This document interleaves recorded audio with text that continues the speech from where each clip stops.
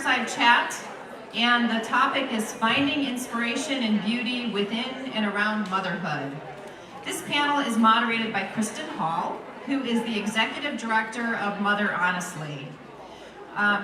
Kristen is going to have on her panel Jessica Lundberg, who is the co-founder of Ravage Day Spa, so the wonderful chair massages, hopefully you got a chance to enjoy.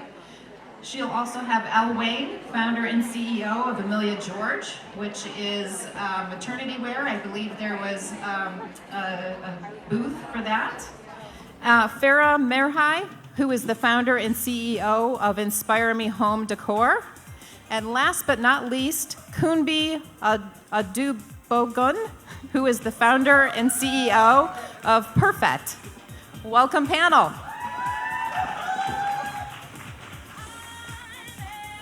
Perfect.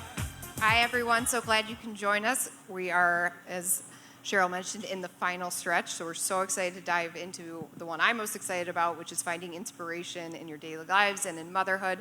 So without further ado, ladies, would love, Jessica, we'll start with you. What inspired you to start your business, and where do you find inspiration? Hi, my name is Jessica Lundberg. I am co-owner of Ravage Day Spa in Birmingham.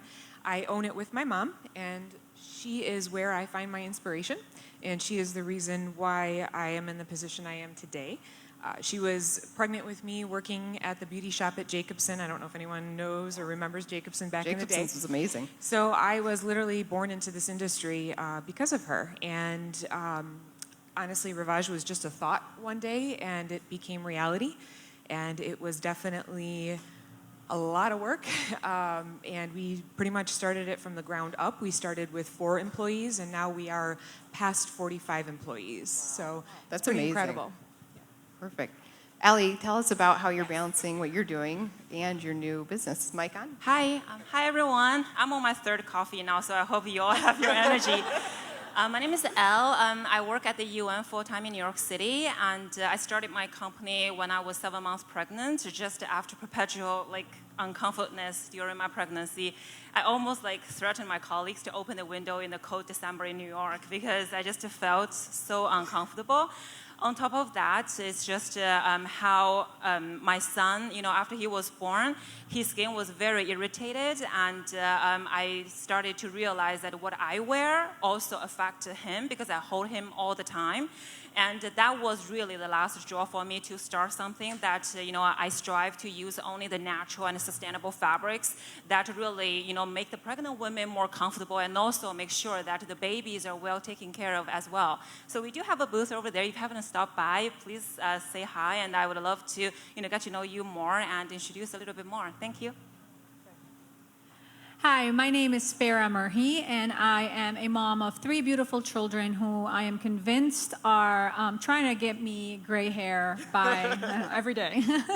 I am the founder of Inspire Me Home Decor, the founder and CEO. I am a designer. I am a entrepreneur, an author, and a social media influencer. I launched Inspire Me Home Decor back in 2012 when I was really going through a struggle in my life. I felt lost. Having 2 kids, married to an amazing man, it was really a shameful topic for me to even admit that I just wasn't feeling fulfilled in my life. How could I even feel that way when I have 2 amazing kids? I have, a great life. But for me, it was more than that. It was I needed something for myself. I needed that sense of purpose outside my family, outside my home. And so during that time, I was going to school to get my political science degree, and the goal was law school. It just wasn't my calling, I could tell. I was feeling lost, and I felt like I was just going through the motions. So I had to build the courage to face my truth and kind of pop that fear bubble that I was living in and faced the reality of this isn't it, this isn't my calling, I have to step out and I need to find myself. And so I went through the scariest time of my life, and that was finding myself.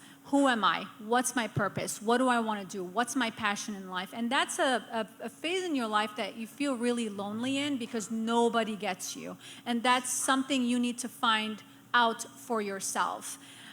So about a year later, my husband and I decided to remodel our home. And that's when I discovered that my calling in life is interior design and home decor. I love it with a passion. I've always had an eye for it, and it was my aha moment where I thought, okay, this is it. This is what I want to do. So I launched Inspire Me Home Decor on Instagram just as a creative outlet. Hoped for 500 followers just to keep that engagement going. And today, 5.7 million followers later, Inspire Me, thank you. Inspire Me Home Decor is the most followed in its category globally. And I've expanded to my home decor line, furniture line, writing a book, and have an exclusive collection that I designed for QVC and Wayfair and other platforms. Wow. Yeah. So my name is Kumbi Ojubogun. Unfortunately, law was my calling. So law school happened to be my calling, like I said, unfortunately. So I'm an attorney during the day, I say all the time, but at the same time, I'm also the founder and editor-in-chief of Perfect. It's an event-focused celebration blog that provides inspiration and tools for you to plan the best party. Because I personally have always been emotionally sensitive to my surrounding in the sense that there's so much shit going on every day, like beyond, having to clean the diaper of your little infant. But really, I've always been that person that needs to withdraw, especially I handle business and immigration matters in a firm in New York. And for me, the content has always been so heavy, like seeing everything around me and dealing with it. So I created, 7 years ago, I created a platform called Elle Perfect, which is a wedding and inspiration blog.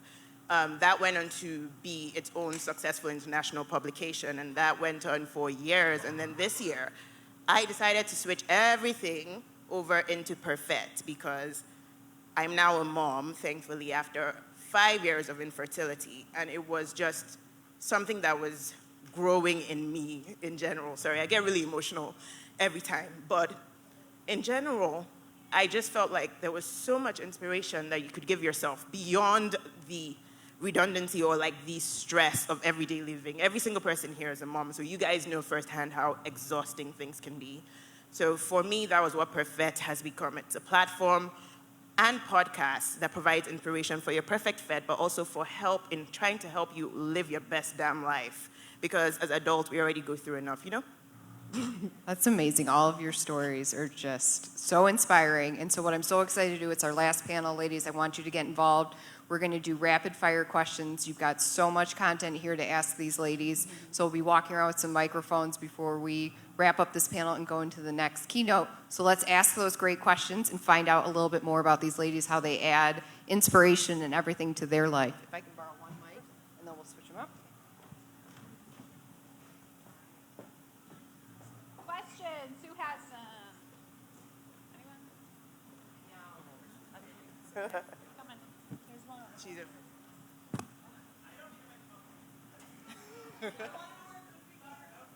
Hello, thank you very much. I got it from AQ. I wish I had an affiliate link I could just give you so you could swipe up and I could get commission. But yes, it's from AQ. Thanks.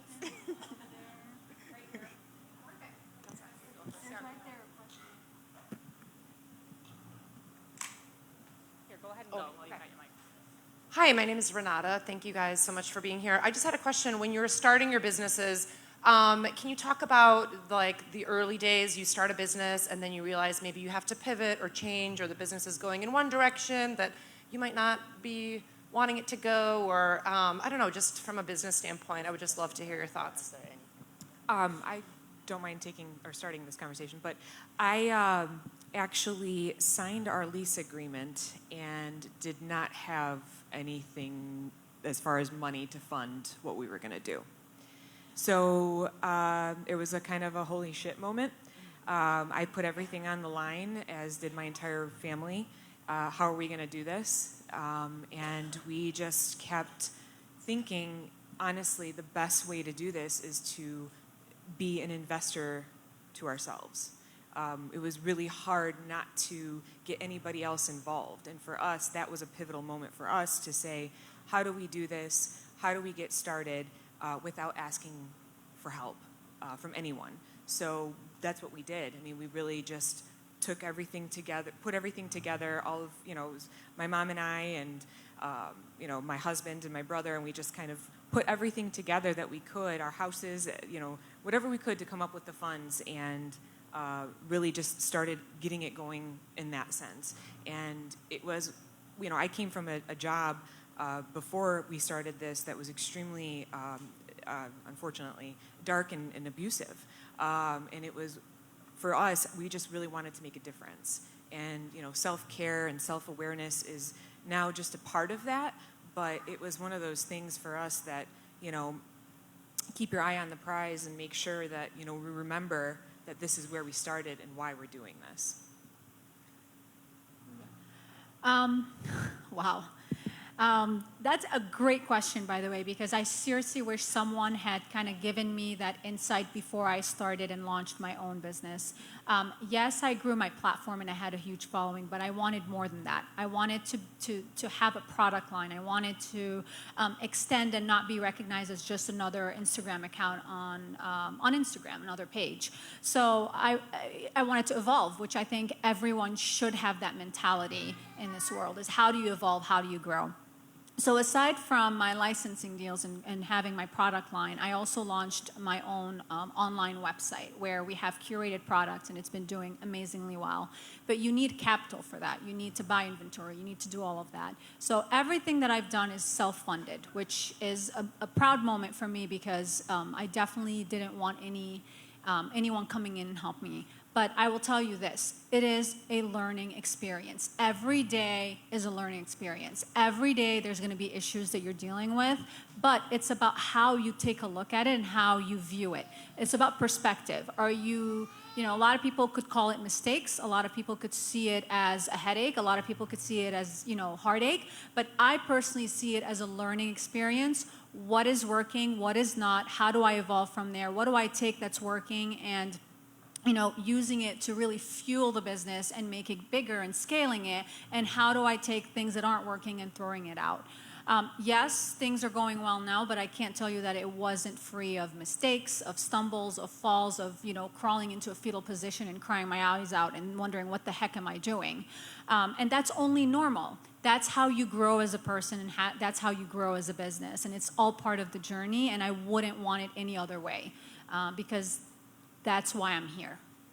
I think, sorry, go ahead. Okay, sorry, I was just going to say, I'm literally walking, talking, pivoting at the moment because it wasn't until January of this year that I decided to move completely. My website and my publication itself was all about weddings. It literally was it was the bread and butter. It's literally called Elle Perfect. So there was only so much I knew that I could do in that. So once I decided to actually pivot completely into, the celebration space as a whole, expand in there. Like, for instance, next year I'm going to be releasing something called the Perfect Box, where it's curated gifts for your special fete. Because, honestly, isn't it just a complete shit show trying to find gifts that are just, perfect and say everything that you want to? But with pivoting, and it's something that I'm learning over the year, is that you actually just also have to cut yourself a break. Realize, one of my slogans, anybody that follows me would know that I'm a huge person about saying launch that shit, because one of the things that we're very good as mothers in general anyway, is to second guess all these decisions in your head. So at the end of the day, you end up becoming a CEO just in your head, or a CFO just in your head, or I'm a billionaire just in my head. There's so many things that's just growing in there, but I'm that kind of person that just does it, and then I course correct as I go, because at the end of the day, and this is the attorney me speaking, you're sitting down here thinking about an idea, you're sitting out here thinking about a space you're trying to intrude, somebody else is thinking that same thing. It's wild. It might be basket weaving or trying to actually fit rain through a hole, but guys, guess what? Somebody else is thinking the same thing. So I'm that kind of person that's okay, you know what? This isn't working anymore for me. I'm feeling like there's a redundancy in the space that I am. Fuck it, and pivot. It's okay. Just, do it and then start course correcting, taking out where you need to take out, and refine it as you go. Because honestly, even with that, the only way that you're actually going to see if you're doing something right is to actually apply it and see it in real life, not in your head anymore. And then you know what's not working. You're able to check analytics, in my case, for instance, or you see what your customer is relating to, or what they're not, what your brand is like failing to achieve and what it's actually succeeding in achieving, and then you course correct it. So that's my thing about pivoting in general. For me, that point is actually starting the business, because I didn't really have a lot of family support in starting this business while being pregnant, while having a full-time job. And, my dad was like, you spent 8 years getting a PhD in public policy. Why are you counting fabrics right now? I was like, this is something that I believe in, and I believe that I can make an impact. Sometimes, you're just up against a large wave, and you just have to trust your gut and use all that you have learned and have trusted and just do it. That's why I named the first collection the Storm Chasers, because I do think that I'm a storm chaser. And, you just have to have that gut and fearless spirit to just do it. If you have a business idea, regardless of how much support system that you have, just, at the end of the day, the only person that you can trust is yourself. Just do it. Hi, Courtney Larvadane. I'm in the balcony. No surprise, but the resumes up there today are so impressive. All the resumes today have been so impressive, and I think sometimes a little daunting. But one question I think we hear a lot, we read it in magazines, kind of the day in the life story.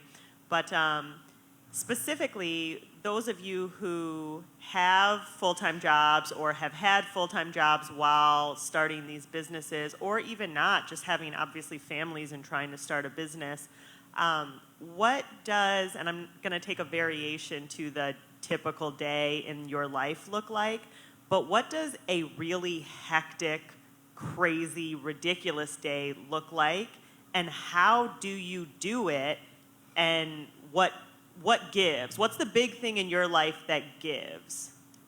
Sorry, I'm going to answer this quickly just because I don't know if I mentioned I'm an immigration attorney during the day.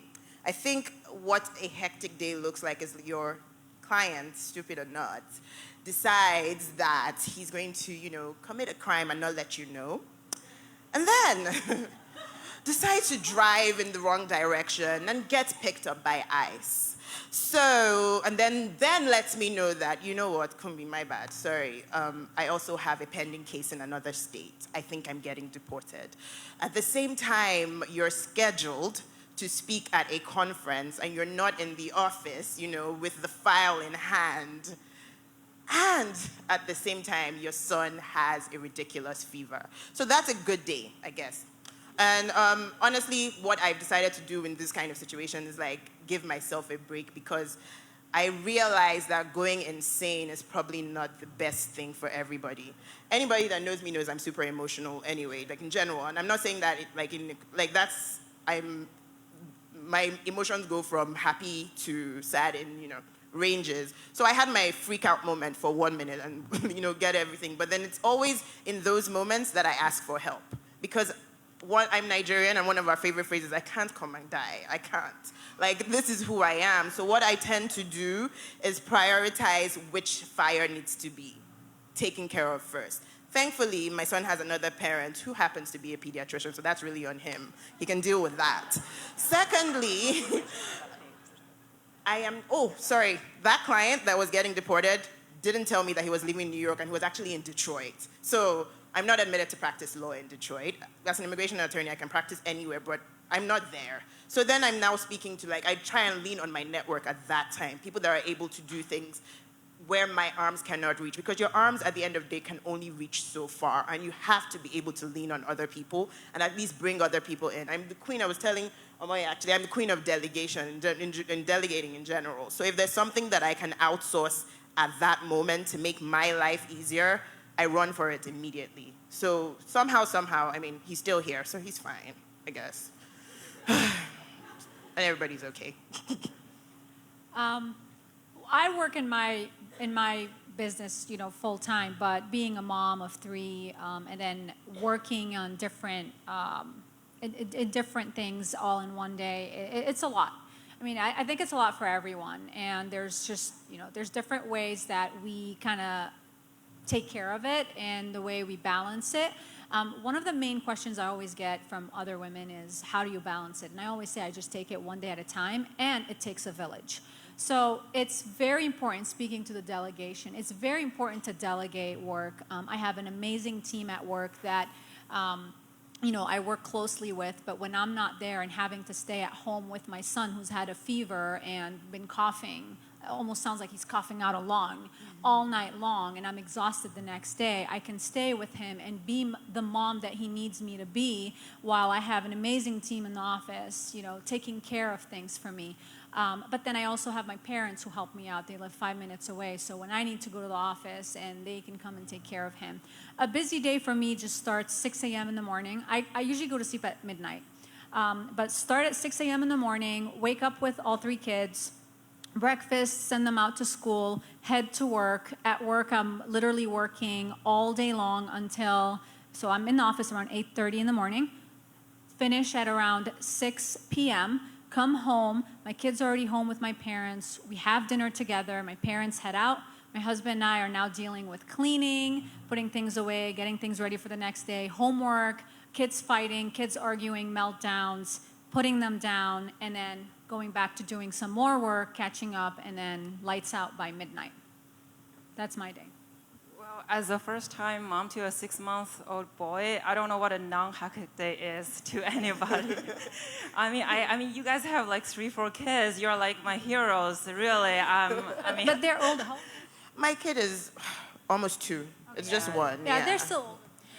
Yeah, so working for the UN, it's really exciting. One thing is, it entails traveling, and the traveling is really something that can get very, very hectic because I really want to make sure that I do my job well in a different time zone, but also want to make sure that I carve out time to FaceTime my kids, especially when he started crying, facing the screen, it really just kills me. And then, working on this business, I work with partners also around the world. I source fabrics from Europe. I have a factory both in New York and both in Asia as well. So just everyone works in a different time zone. The day never ends. The sun doesn't set in my time zone. But how do you really, survive on 2 hours, 3 hours sleep every day? I mean, we've all been there. We can do it. If anyone can do it, a woman can do it. This is something that I'm most impressed, after becoming a mother, is a woman's strength. A woman can go so far just, being a mother and do all these things. I had such a newfound respect for all the parents in the world. Seriously, you guys. Yeah. And this is why I always say, make sure that you're passionate about what you're doing, because it will get you through these tough times. It will get you through the times where you just feel like you can't take it anymore. There's just too much going on. Passion will get you through all of that because you love what you're doing and you truly believe in it. So you're literally your own advocate, and it'll get you through everything. So my hectic day usually starts with a massage, and then I go into a facial, and then I usually, if I'm feeling good, I'll have a mani-pedi. I wish. So actually, the thing is, exactly. So the thing is I have a 1.5-year-old at home, and when she was born, I really didn't. Someone had touched point on this earlier. When you're a business owner, you really don't take maternity leave. It just doesn't exist. I mean, I was texting after having a C-section an hour afterwards, so to work and trying to delegate and figure it out. But needless to say, I had a really hard time when I was with her. I just wanted to be at work, and when I was at work, I just wanted to be with her. And that feeling took a really long time for me to be okay with that and to really find that balance that everyone here, I feel like, does it so effortlessly, or at least makes it seem that way. So my days were like that for so long, I feel like, and I just feel like I never got anything done. I feel like I would just run around in a circle, and I would call myself the fire extinguisher putting out fires. So, our business is very different in the sense that, we are a service industry, we are a retail industry, we are a hospitality industry, we're all the crazy industries under one. And it's, one of those things that you have to make sure that not only is your team happy and providing as good of services as we can, we're not perfect, but we certainly do try, that your clients are happy. They're the ones who, come back and make it all worth it. Exactly. I think that's a great point. And one of the things that we take away with us is, you're never going to make every decision right. If you can make 80% right, you're passing, you're doing great, and to just go with the best that you're doing. So I love that point. Next question, and I'm going to help you ladies. We're going to speed round this, and Yep, it's you. Perfect. Okay. I just like to say that being here today has been so inspiring, getting to talk to everyone in this room. But switching it back to motherhood a little bit, I'd like to know what each of you find most beautiful in motherhood. Or not. What do you find most beautiful, and what do you wish was?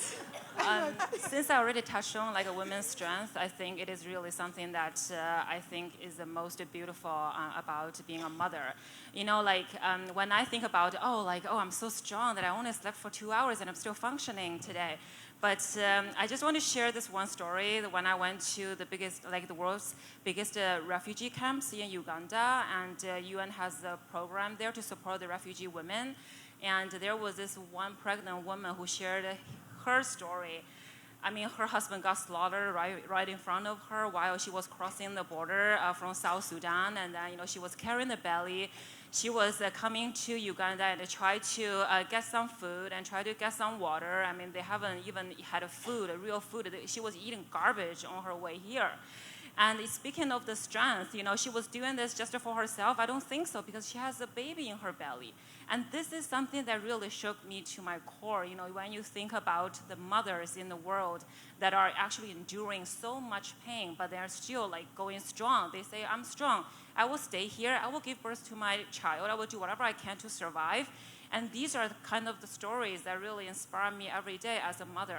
Sometimes I feel embarrassed to say I'm strong or I have strength compared to the kind of troubles that they have to go through. Yeah, seriously, we have so much to learn from each other.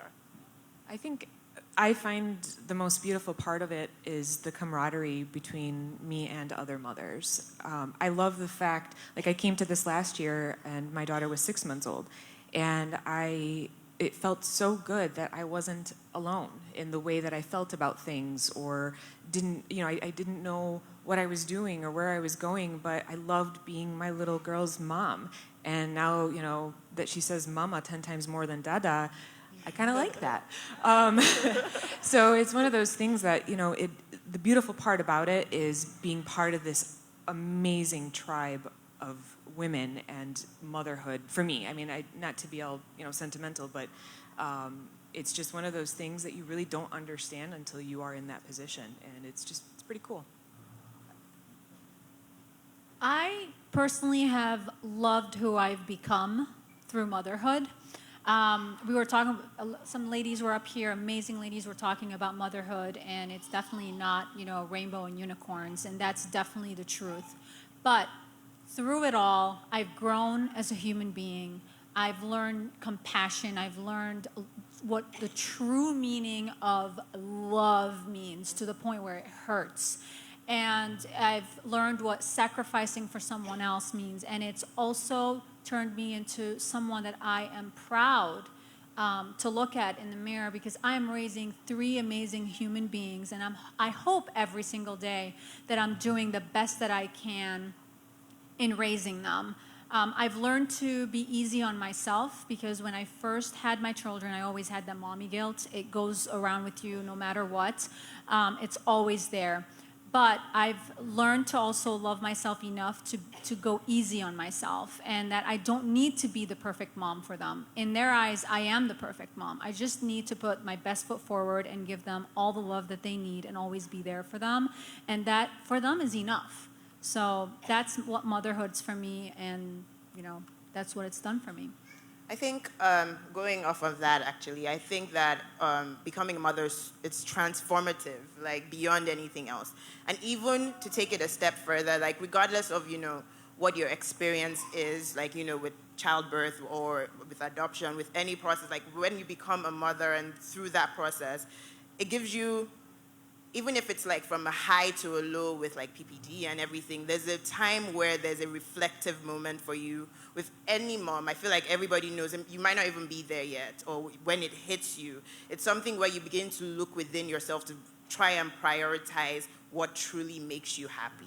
Like what truly brings out the best you that you can be. Not even just like, within motherhood in terms of being that parent, but also in terms of like, all of a sudden you're like, okay, no, listen, like my life has changed now. I need to like make these decisions, even if it's, I want to start this business now. A lot of people even through motherhood start their businesses, that things they've realized that they're passionate about or like they're good at, even within motherhood. A lot of it happens in that awakening, and it happens at some point during the spectrum of being a parent. It just awakens in you, whether sometimes you have to seek it out, like how the other ladies have mentioned the essence of community and, speaking in these kind of environments, but you find it somehow. It doesn't have to be connected to motherhood, but in some way through that reflective process of actually being a parent, I find that it can transform you completely. And it gives you a sense of purpose in this life. So Exactly. a lot of people always ask me, what inspires you to keep going? And I say, my kids do, especially my girl. I have 2 girls, and I want to be a role model to them. I want them to understand and see that with passion and drive, anything is possible. With hard work, anything is possible. And to always be dependent on themselves and no one else, and to believe in themselves as best as they can. Because at the end of the day, the world can all believe in you. If you don't love yourself enough to believe in yourself and in your capabilities, then there's nothing, the sky's the limit when that happens. So, No, I think that's amazing. I think you've left everyone with some great takeaways from what you guys have done. I think we've really hyped everyone up, and I'm so excited about that. So please join me in thanking our great panel.